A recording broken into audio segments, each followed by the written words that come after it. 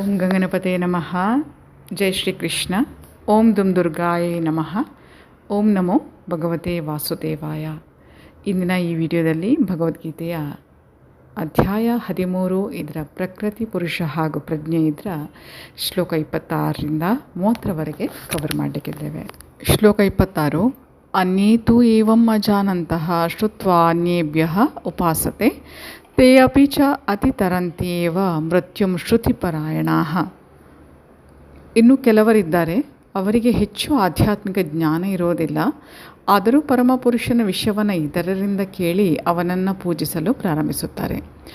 ಆಚಾರ್ಯರಿಂದ ಕೇಳಿ ತಿಳಿದುಕೊಳ್ಳುವಂತಹ ಪ್ರವೃತ್ತಿಯಿಂದ ಅವರು ಹುಟ್ಟು ಸಾವುಗಳನ್ನು ದಾಟುತ್ತಾರೆ. ಈ ಶ್ಲೋಕ ಆಧುನಿಕ ಸಮಾಜಕ್ಕೆ ವಿಶೇಷವಾಗಿ ಅನ್ವಯವಾಗುತ್ತೆ. ಏಕೆಂದರೆ ಆಧುನಿಕ ಸಮಾಜದಲ್ಲಿ ಆಧ್ಯಾತ್ಮಿಕ ವಿಷಯಗಳಲ್ಲಿ ಶಿಕ್ಷಣವೇ ಇಲ್ಲ ಎನ್ನಬಹುದು. ಕೆಲವರು ನಾಸ್ತಿಕರಾಗಿ ಅಥವಾ ಅಜ್ಞೇಯತಾವಾದಿಗಳಾಗಿ ಅಥವಾ ತತ್ವಜ್ಞಾನಿಗಳಾಗಿ ಕಾಣಬಹುದು. ಆದರೆ ವಾಸ್ತವವಾಗಿ ಅವರಿಗೆ ತತ್ವಜ್ಞಾನದ ತಿಳುವಳಿಕೆಯೇ ಇಲ್ಲ. ಸಾಮಾನ್ಯ ಮನುಷ್ಯನ ವಿಷಯ ಹೇಳುವುದಾದರೆ ಅವನು ಒಳ್ಳೆಯ ಮನುಷ್ಯನಾದರೆ ಕೇಳಿ ತಿಳಿದುಕೊಂಡು ಮುನ್ನಡೆಯುವ ಸಾಧ್ಯತೆ ಉಂಟು. ಈ ಶ್ರವಣ ವಿಧಾನವು ಬಹುಮುಖ್ಯವಾದದ್ದು. ಆಧುನಿಕ ಜಗತ್ತಿನಲ್ಲಿ ಕೃಷ್ಣ ಪ್ರಜ್ಞೆಯನ್ನು ಉಪದೇಶಿಸಿದ ಚೈತನ್ಯ ಮಹಾಪ್ರಭುಗಳು ಶ್ರವಣಕ್ಕೆ ಬಹಳ ಒತ್ತು ಕೊಟ್ಟರು. ಇದಕ್ಕೆ ಕಾರಣ ಸಾಮಾನ್ಯ ಮನುಷ್ಯನು ಅಧಿಕಾರಿ ಮೂಲಗಳಿಂದ ಕೇಳಿ ತಿಳಿದುಕೊಂಡರೆ ಸಾಕು, ಆತನು ಮುಂದುವರಿಯಬಲ್ಲ. ಚೈತನ್ಯ ಮಹಾಪ್ರಭುಗಳ ಪ್ರಕಾರ ವಿಶೇಷವಾಗಿ ಅವನು ಹರೇ ಕೃಷ್ಣ ಕೃಷ್ಣ ಕೃಷ್ಣ ಹರೇ ಹರೇ, ಹರೇ ರಾಮ್ ರಾಮ್ ರಾಮ್ ಹರೇ ಹರೇ ಎನ್ನುವ ದಿವ್ಯ ಸ್ಪಂದನಗಳನ್ನು ಕೇಳಿದರೆ ಮುಂದುವರಿಯಬಲ್ಲ. ಆದ್ದರಿಂದ ಸಾಕ್ಷಾತ್ಕಾರ ಪಡೆದ ವ್ಯಕ್ತಿಗಳಿಂದ ಕೇಳಿ ತಿಳಿದು ಪ್ರಯೋಜನ ಪಡೆದುಕೊಳ್ಳಬೇಕು. ಇದರಿಂದ ಕ್ರಮೇಣ ಎಲ್ಲವನ್ನು ಅರ್ಥ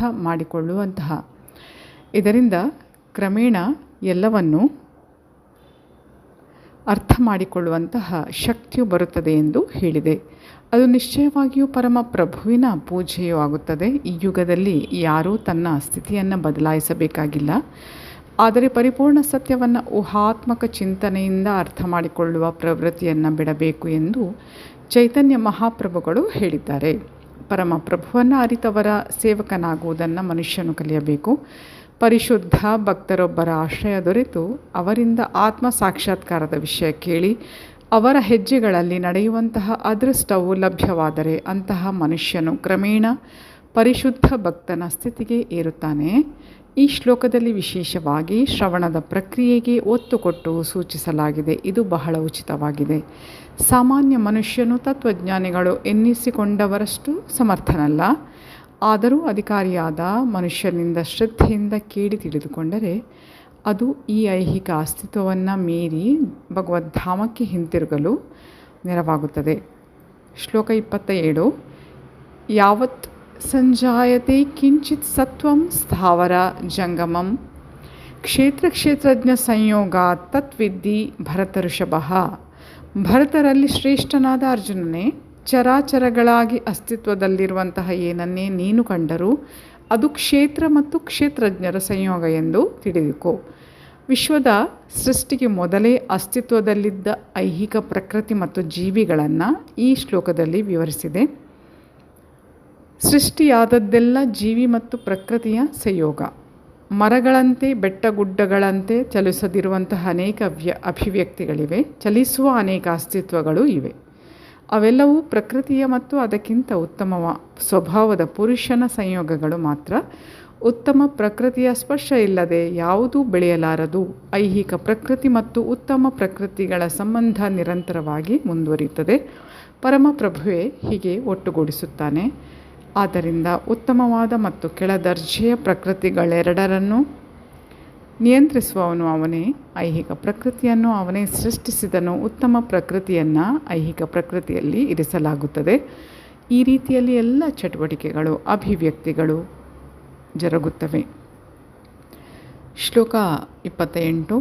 ಸಮಂ ಸರ್ವೇಷು ಭೂತೇಷು ತಿಷ್ಠಂತಂ ಪರಂ ಈಶ್ವರಂ ವಿನಶ್ಯಸ್ಸು ಅವಿನಶ್ಯಂತಂ ಯಹ ಪಶ್ಯತಿ ಸಹ ಪಶ್ಯತಿ. ಎಲ್ಲ ದೇಹಗಳಲ್ಲಿ ಜೀವಾತ್ಮನ ಜೊತೆಗಿರುವಂತಹ ಪರಮಾತ್ಮನನ್ನು ಕಂಡುಕೊಂಡು ನಾಶವಾಗುವ ದೇಹದಲ್ಲಿರುವಂತಹ ಜೀವಾತ್ಮನಾಗಲಿ ಪರಮಾತ್ಮನಾಗಲಿ ಅಳೆಯೋದಿಲ್ಲ ಎನ್ನುವುದನ್ನು ಅರ್ಥ ಮಾಡಿಕೊಳ್ಳುವವನೇ ನಿಜವಾಗಿ ನೋಡುತ್ತಾನೆ. ಒಳ್ಳೆಯ ಸಹಯೋಗದಿಂದ ಕ್ಷೇತ್ರ ಮತ್ತು ಕ್ಷೇತ್ರಜ್ಞ ಅಥವಾ ಜೀವಾತ್ಮ ಮತ್ತು ಜೀವಾತ್ಮನ ಗೆಳೆಯ ಮೂರನ್ನು ಒಂದಾಗಿ ನೋಡಬಲ್ಲವನು ಜ್ಞಾನದ ಸ್ಥಿತಿಯಲ್ಲಿ ಇದ್ದಾನೆ. ಆಧ್ಯಾತ್ಮಿಕ ವಿಷಯಗಳನ್ನು ನಿಜವಾಗಿ ತಿಳಿದವನ ಸಹಯೋಗವಿಲ್ಲದಿದ್ದರೆ ಇದನ್ನು ನೋಡಲಾಗುವುದಿಲ್ಲ. ಇಂತಹ ಸಹಯೋಗವಿಲ್ಲದಿದ್ದವರು ಅಜ್ಞಾನಿಗಳು. ಅವರು ದೇಹವನ್ನು ಮಾತ್ರ ಕಾಣುತ್ತಾರೆ ಮತ್ತು ದೇಹವು ನಾಶವಾದಾಗ ಎಲ್ಲವೂ ಮುಗಿದು ಹೋಗುತ್ತದೆ ಎಂದು ಭಾವಿಸುತ್ತಾರೆ. ಆದರೆ ವಾಸ್ತವವಾಗಿ ಹೀಗಾಗುವುದಿಲ್ಲ. ದೇಹವು ನಾಶವಾದ ಮೇಲೂ ಆತ್ಮನೂ ಪರಮಾತ್ಮನೂ ಇರುತ್ತಾರೆ ಮತ್ತು ಹಲವು ಚರಾಚರ ರೂಪಗಳಲ್ಲಿ ಮುಂದಕ್ಕೆ ಸಾಗುತ್ತಾರೆ. ಪರಮೇಶ್ವರ ಎನ್ನುವ ಸಂಸ್ಕೃತ ಶಬ್ದವನ್ನು ಜೀವಾತ್ಮ ಎಂದು ಕೆಲವೊಮ್ಮೆ ಅನುವಾದ ಮಾಡುವುದುಂಟು. ಇದಕ್ಕೆ ಕಾರಣ ಆತ್ಮನು ದೇಹದ ಯಜಮಾನ ಮತ್ತು ದೇಹವು ನಾಶವಾದ ಅನಂತರ ಅವನು ಮತ್ತೊಂದು ರೂಪಕ್ಕೆ ಹೋಗುತ್ತಾನೆ. ಆದ್ದರಿಂದ ಅವನು ಯಜಮಾನ. ಇನ್ನು ಕೆಲವರು ಪರಮೇಶ್ವರ ಎನ್ನುವುದನ್ನು ಪರಮಾತ್ಮ ಎಂದು ಅನುವಾದಿಸುತ್ತಾರೆ. ಹೇಗೆ ಮಾಡಿದರೂ ಪರಮಾತ್ಮನೂ ಜೀವಾತ್ಮನೂ ಮುಂದುವರಿಯುತ್ತಾರೆ. ಅವರು ನಾಶವಾಗುವುದಿಲ್ಲ. ಈ ದೃಷ್ಟಿ ಇರುವವನು ಏನಾಗುತ್ತಿದೆ ಎನ್ನುವುದನ್ನು ಕಾಣಬಲ್ಲ. ಶ್ಲೋಕ 29. ಸಮಂ ಪಶ್ಯನ್ ಹಿ ಸರ್ವತ್ರ ಸಮವಸ್ಥಿತಂ ಈಶ್ವರಂ ನ ಹಿನಸ್ತಿ ಆತ್ಮನ ಆತ್ಮಾನಂ ತತಃ ಯಾತಿ ಪರಾಂ ಗತಿಂ. ಎಲ್ಲೆಲ್ಲಿಯೂ ಪ್ರತಿಯೊಂದು ಜೀವಂತ ಪ್ರಾಣಿಯಲ್ಲಿಯೂ ಒಂದೇ ಸಮನಾಗಿ ಪರಮಾತ್ಮನು ಇರುವುದನ್ನು ಕಾಣಬಲ್ಲವನು ತನ್ನ ಮನಸ್ಸಿನಿಂದ ತನ್ನನ್ನು ಹೀನ ಸ್ಥಿತಿಗೆ ತಂದುಕೊಳ್ಳುವುದಿಲ್ಲ. ಹೀಗೆ ಅವನು ಪರಮಗತಿಯನ್ನು ಸೇರುತ್ತಾನೆ. ಐಹಿಕ ಅಸ್ತಿತ್ವವನ್ನು ಒಪ್ಪಿಕೊಂಡು ಜೀವಿಯು ತನ್ನ ಆಧ್ಯಾತ್ಮಿಕ ಸ್ಥಿತಿಯಿಂದ ಬೇರೆ ಬೇರೆ ಸ್ಥಿತಿಗೆ ಬಂದಿದ್ದಾನೆ.